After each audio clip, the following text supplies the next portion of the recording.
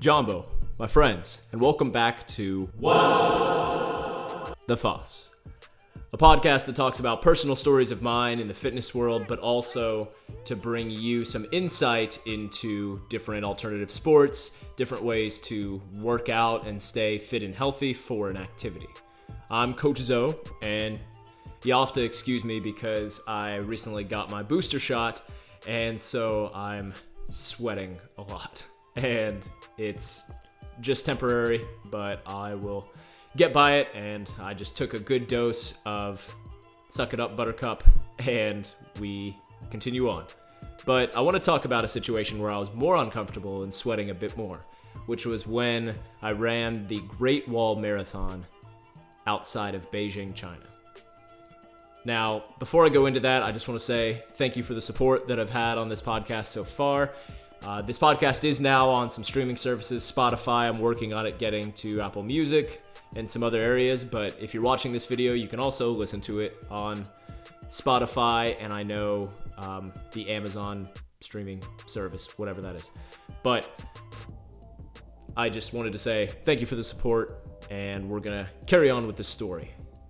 And the reason I'm telling you this story is because if you stick around to the end, I'm going to talk to you about 3 specific points that are helpful for when you're running in the heat for a long duration and what kind of recommendations I might give on a very broad spectrum. To set the scene, we arrived in Beijing just a couple days before the race, and the first problem that we ran into was what I call the 48-hour prep. And the 48-hour prep, what I use that for races is that, let's say I have a marathon on a Saturday. That means that on Thursday evening, that's when I'm actually going to have my big meal. A lot of people always have, you hear people like gorging on a bunch of pasta right before, the night before a big race. But I actually like it a couple days before because it doesn't leave you feeling as heavy as if you were going to have it just the night before and then have to go into that race feeling possibly very full or bloated because you ate too much, worried that you wouldn't have enough carbohydrates and enough glycogen in your system. So when we were in China, we didn't really prepare with the right food because it was completely different food than we were used to. It wasn't something that was normal to us. It was normal to everybody there, but it wasn't meals that were normal to us and what we had been training with and what we had been using. And that's one of the bigger things is if you're going to do a run at one of these kind of warmer locations, make sure to seek out a place or a grocery store or a shop that you can get the foods that you are used to, or get something pretty similar to the foods that you're used to eat at that evening dinner 48 hours or so before the race. The second bit I wanted to get into was when we actually got to the race site and it was time to start the race. The second point gets into preparing to fail. That's not even the quote. Oh, what is it? Failure to prepare is preparing to fail. There we go. I know it was somewhere. Now, the reason I say this is because usually for races, it's good to know, especially for long races, usually over the 60-minute mark of running or whatever race you're doing, it's good to have some type of race fuel that you can use while you're doing your event. That way, it keeps you at a maintainable level because you're sweating out a bunch of this sodium from your system. It makes you more fatigued, but you're also losing water weight, and it's good to be able to get some energy while you're doing your event or doing your race. The problem that we had was that we didn't really plan for that. We just figured, we'll just get the stuff that's on the race, whatever, not a big deal. Well, it kind of was a big deal because they talked about how they might have, that they would have like water stops and like, not Powerade, but like sports drink stops. And this isn't anything to bash the people who organized the race or did the race. It was still an amazing experience. It's just stuff I want to talk about in case you got in a situation like this. So we didn't really plan ahead with what we were going to have during the race. I just figured, I'll just take whatever they have.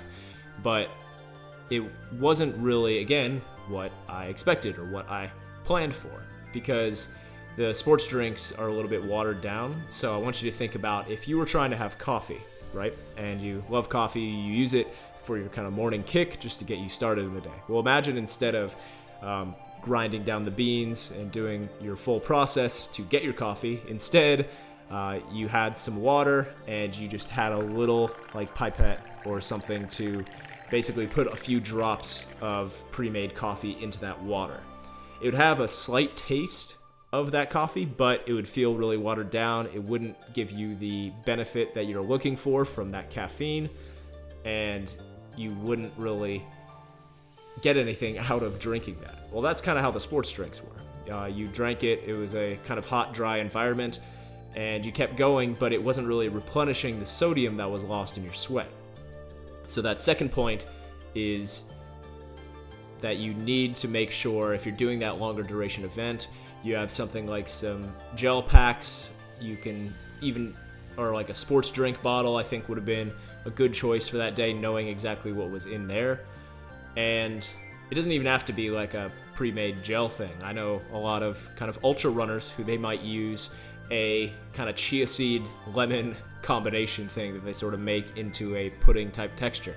If that's your thing, cool, go with that. But the important thing is that you try out some of these things before the race, and then once you're there, you actually have these things on your person, and that you're able to take them at the intervals that you need to, which a lot of that comes with time and just practicing with them. Because I had a race recently and I realized that I wasn't really practicing with my energy gels the proper way for a long distance race, and it kind of messed me up a little bit. It's not anything to make an excuse over, but it's just something I can plan on next time being ready for when I have my next marathon in the fall. So that's the second point of failing to prepare is preparing to fail.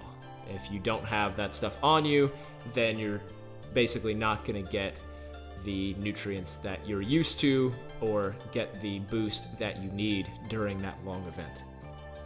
The third one that I want to talk about is once we ran on the wall and we went up so many stairs. There were so many stairs that were on the wall. You went through surrounding villages, and then you went back over those same stairs again. And after that, I was just beat, and we got to the final 5 kilometers, and it was all downhill. And from any perspective, you're like, great, that's awesome. It's all downhill. Cool. Well, not really, because I was already completely drained. I didn't have the proper fueling on me. I didn't get my good meals, the 12 hours or the 24 hours, the 48 hours before that race. And I started kind of dry heaving and gagging on the side of the road. And my third point I want to make is don't take pills from strangers. Now, I know that seems kind of weird, but let me explain. See, I was on the race, I was dry heaving, and all of a sudden, out of nowhere, I feel this hand on my shoulder that is checking to see if I was okay. Well, maybe you'd think this was like a race volunteer or somebody like that. No, it was just another guy who was running.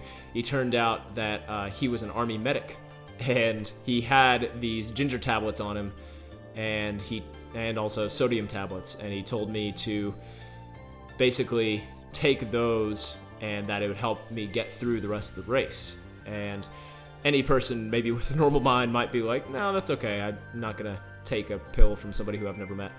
But in my fatigue state, I just wanted anything that worked, and I took that, and it ended up helping me out through the rest of the race, so it ended up being a good call on my part that he also wasn't anybody who was dangerous. But the point I'm trying to make with that is instead of having to revert's a word, right?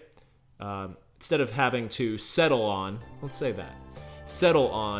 having a random stranger to come up and give you something to help you get through a race, instead, do your meals even that full week. You want to be hydrating more before a race because it's warmer conditions. You want to make sure that you're trained with energy gels or goos or a sports drink, something that you have on your person that you're used to and you're comfortable with, and you have that packed and ready to go.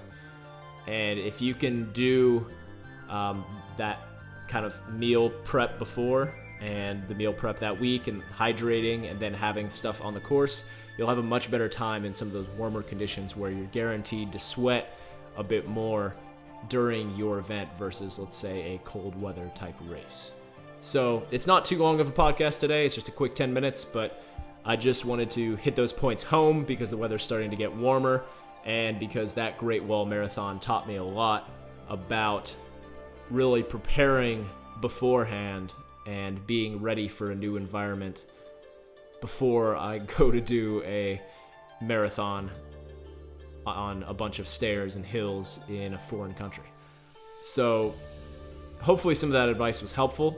Hopefully it could be helpful for you in the future. If you have any questions about anything at all, or you want to give any suggestions about podcast topics that you're curious about or questions that you have, make sure to go to www.fossmovementtraining.com and you'll find some contact information and social media as well where you can reach out to me about any questions you have. So I thank you for your time. Make sure that you're prepped for a race in the heat, and I can't wait to see how you continue to explore movement.